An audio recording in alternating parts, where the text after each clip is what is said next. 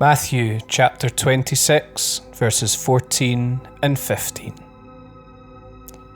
Then one of the 12, the one called Judas Iscariot, went to the chief priests and asked, "What are you willing to give me if I deliver him over to you?" So they counted out for him 30 pieces of silver.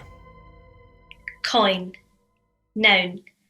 A flat, typically round piece of metal with an official stamp, used as money.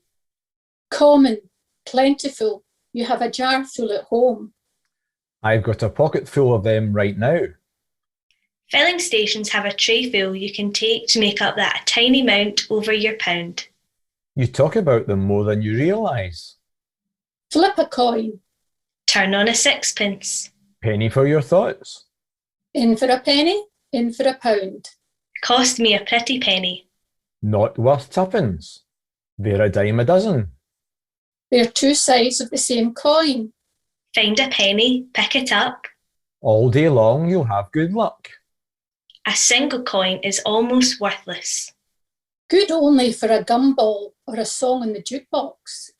And yet, in great numbers, they add up. A few years ago, Thomas Daigle made his last mortgage payment with 62,000 pennies. A Virginia man paid sales tax at the DMV with nearly 300,000 pennies. Little things add up. Small decisions pile up to make big changes. Good. Bad. It all adds up. Small sins. Tiny lies. Little baby indiscretions. A concession to temptation here and there. But pretty soon, it all adds up. The book of James says that after desire has conceived, it gives birth to sin, and sin, when it's full grown, gives birth to death. We must count the cost of each decision. Like a kid at the amusement arcade, torn between pinball or the crane grab machine, think carefully how you will spend your coin. Think carefully how you will act in the dark when no one is watching. Think carefully about twisting the truth. Think carefully about that extra glance in the wrong direction. Think carefully about helping yourself to a little more than your share. After all, it adds up. A burden so heavy we cannot bear it. A debt so enormous we could never pay it.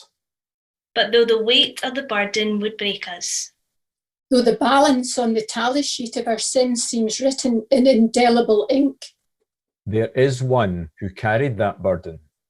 there is one who marked the balance paid. infinite coins and currency could never equal the price he paid. Remember the hill called Calvary. Remember Christ's love.